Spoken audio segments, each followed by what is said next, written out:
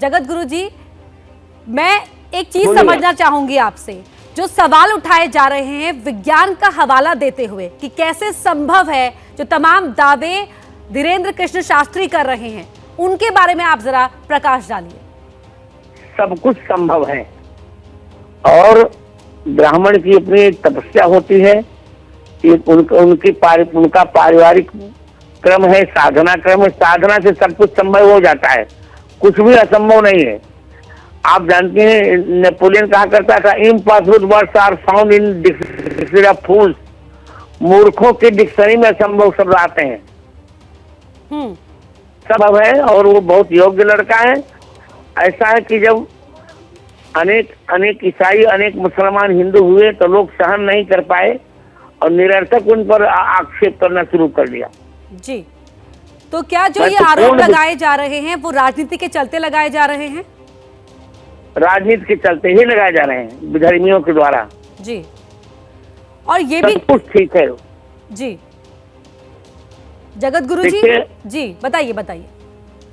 अंधविश्वास अन्य धर्मों में बहुत होता है, वहां तो कोई कुछ नहीं कहता। चादर चढ़ाए जाते हैं, क्या क्या नहीं होता। और यहाँ तो कुछ भी, सनातन धर्म में जो कुछ है वो स्पष्ट है। वो व्यक्ति आने वाले को पूर्व से ही लिखित सब कुछ उसके मन का भाव दे देता है, तो कहाँ वो झूठ बोलता है। और हनुमान जी की साधना है और मैंने जो मंत्र लिया उस मंत्र का प्रभाव है। दैवाधीनम जगत सर्वम मंत्राधीना ही देवता, ते मंत्रा ब्राह्मणाधीना तस्मात ब्राह्मण देवता। मंत्रों के अधीन देवता होते हैं और उनको मंत्र की सिद्धि है, इससे वो ठीक कहते हैं। जो कुछ कहते हैं सब सत्य कहते हैं। जी, इसमें कोई संदेह नहीं करना चाहिए। जो कुछ संदेह होना है केवल ईर्ष्या कारण हो रहे हैं और हमारे सनातन धर्म को बदनाम करने के लिए हो रहे हैं। जी, व्यक्तिगत रूप से मैं धीरेन्द्र से बहुत प्रसन्न हूँ। जी, अब धर्म का, और आपने जो श्लोक भी पढ़े हैं, शास्त्रार्थ आप हमेशा हर बात करते रहे हैं, लेकिन शास्त्रार्थों के जरिए ये बात भी कही जा रही है कि बिना तर्क का तो वैद्य भी नहीं होता। जो वैद्य इलाज करने का दावा करे उसके साथ भी आपको तर्क करना चाहिए, लेकिन ये तर्क कुतर्क क्यों बन रहा है? ईर्ष्या के कारण। नियम यह तर्क करना चाहिए। यह तर्केणानुसंधत्ते सधर्मम वेद नेतरः। तर्क करना चाहिए, पर तर्क वेद शास्त्र से अनुमोदित होना चाहिए, कुतर्क नहीं होना चाहिए। इससे गोस्वामी जी ने कहा, हरिहर पद रति मत ने कुतर्की तिनका मधुर कथा रघुबर की। बालक अच्छा कर रहा है, उसकी उन्नति लोग देख नहीं पा रहे हैं। ऊंच निवास नीच करतूती, देख न सके पराय विभूति। जी,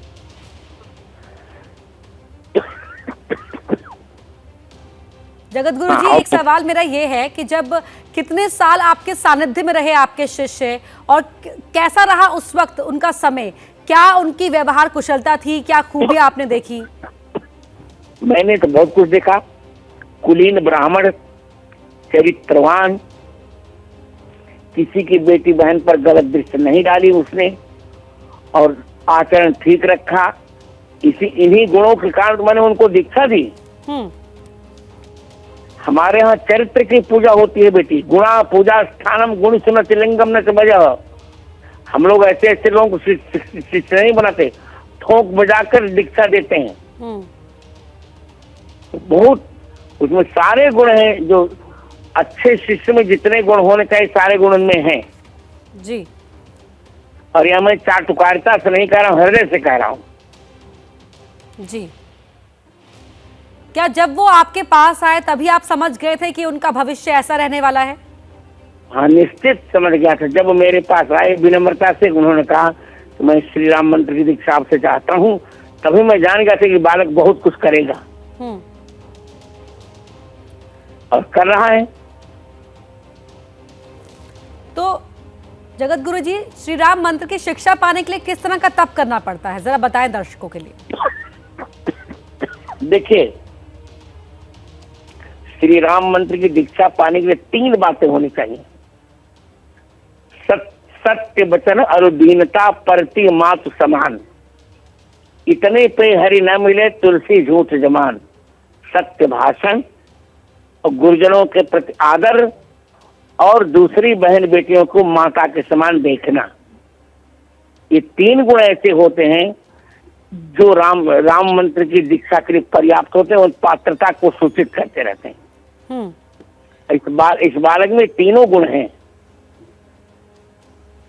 जी, एक और सवाल, जो लाइलाज बीमारी को बालाजी की कृपा से ठीक करने का दावा करते हैं शास्त्री जी, तो क्या वो दावे चमत्कार है या कोई सिद्धि है? क्या है उन दावों के पीछे? नहीं, वास्तविकता है। सिद्धि क्या हो? सिद्धि है, वास्तविकता है। राम मंत्र और हनुमान मंत्र के जब से सब कुछ ठीक हो, सब कुछ हो जाता है, सभी सिद्धियां अपने आप आ जाती हैं।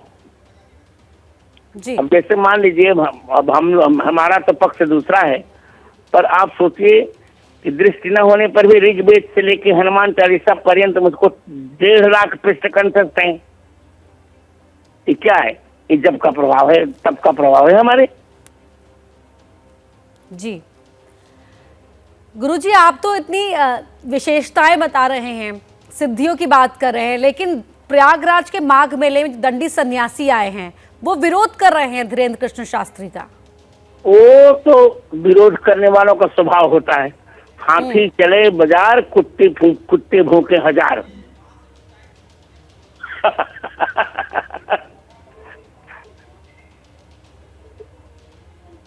बोलिए बोलिए, पूछिए।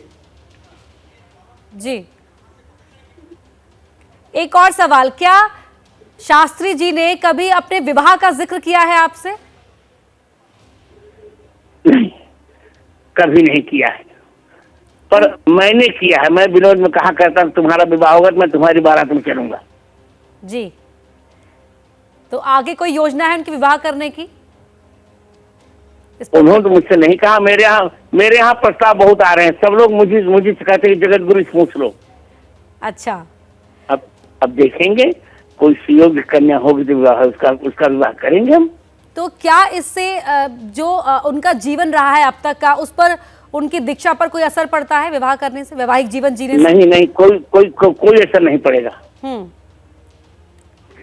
कोई असर नहीं पड़ेगा। पहले भी दो प्रकार के लोग होते थे। विरक्त महात्मा भी होते थे, गृहस्थ भी होते थे। जैसे नारद आदि विरक्त महात्मा थे और वशिष्ठ आदि गृहस्थ महात्मा थे। जी, कोई अंतर नहीं पड़ेगा। जी, एक और सवाल, जब दावों की बात होती है, सिद्धियों की बात होती है, तो सवाल उठना स्वाभाविक ही है, आप भी समझ रहे होंगे जगत गुरु जी। लेकिन सवाल इस बात को लेकर भी उठ रहे हैं कि अगर उनके पास इतनी शक्तियां हैं, तो समाज में व्याप्त बुराइयों को खत्म करने के लिए, या जिससे समस्या से जूझ रहा है पूरा समाज, उनको खत्म करने के लिए क्यों नहीं उसका इस्तेमाल किया जाता है? नहीं, किया जा रहा है। जब हम कहेंगे करेंगे, समय देख करके हमें, देखिए, वो जो कुछ करते हैं मेरी इच्छा के अनुसार करते हैं। समय देखकर मैं कहूंगा। जैसे अभी मैंने पीओ के भारत में आ जाए, इसके लिए अभी मैंने 1008 कुंडी हनुमान महायज्ञ किया। जब जैसी परिस्थिति बनेगी मैं उनको निर्देश दूंगा, वो करेंगे जी, और उससे लाभ होगा समाज का। जो हो रहा है वो आपके निर्देशानुसार ही हो रहा है? निश्चित मेरे निर्देश के अनुसार हो रहा है। और प्रायशः वो मुझ पर फोन से संपर्क में रहते हैं। संपर्क उनका मेरा रहा करता है। मैं जैसा कहता हूँ वैसा वो करते हैं। क्या आप ये भाप गए थे कि अभी कुछ समय तक वो विवादों में रहेंगे? नहीं, विवाद देखिए, मेरा मानना है बेटी, जिसके जीवन में जितना संघर्ष होता है उतना ही उसके जीवन में उत्कर्ष होता है। संघर्ष उत्कर्ष को उत्पन्न करता है। जी, ये विवाद नहीं, यही तो जीवन का आभूषण है। जी, जगत गुरु जी, वादे वादे जायते सत्यबोध। संघर्ष में क्या रहेंगे? जो झूठ लोग कर रहे हैं करने दीजिए उनको।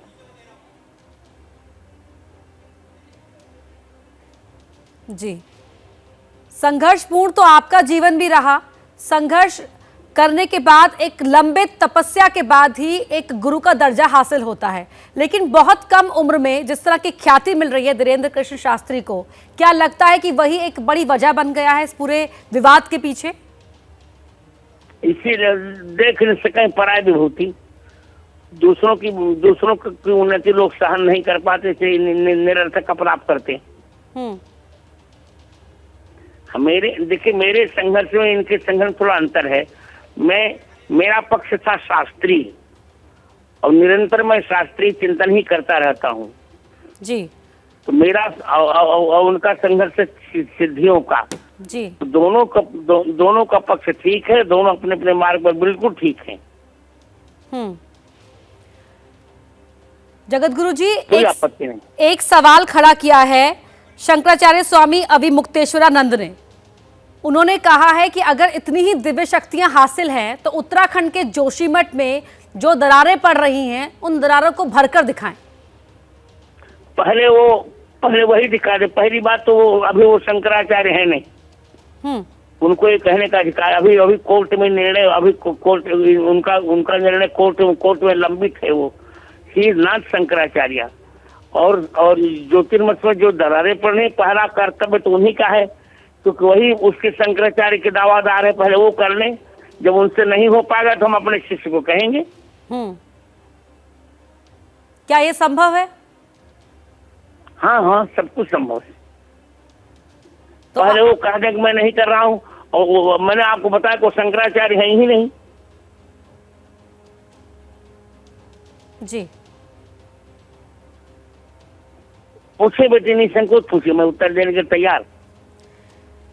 जब बात होती है ना इस तरह के दावों की, जहां पर धर्म आ जाता है तो तमाम सियासत शुरू हो जाती है, सवाल उठने शुरू हो जाते हैं। एक आखिरी सवाल मेरा आपसे ये है, इन दावों के पीछे विज्ञान की प्रामाणिकता, क्योंकि आप तो बहुत ज्यादा ही पढ़े लिखे हैं, आपको तमाम तरह की विद्याओं में ख्याति हासिल है, महारत हासिल है, तो क्या कहेंगे कि दावों के पीछे का विज्ञान है क्या?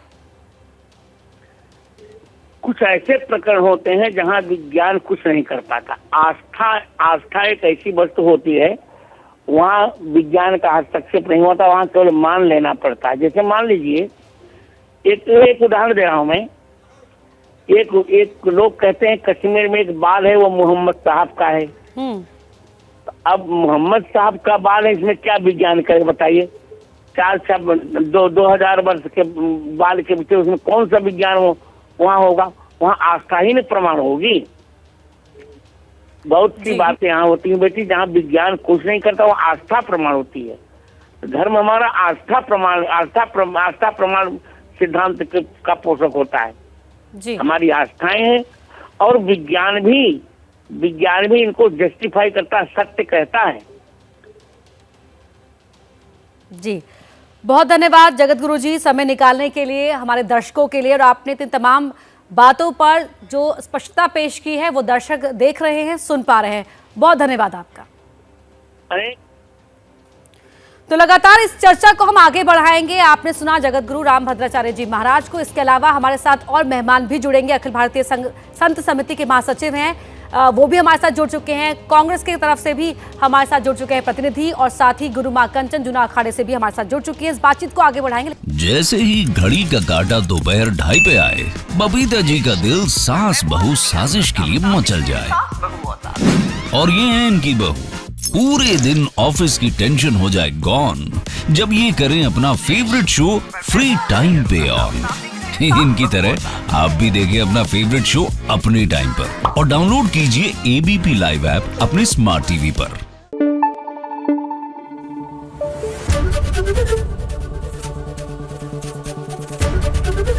एबीपी न्यूज आपको रखे आगे।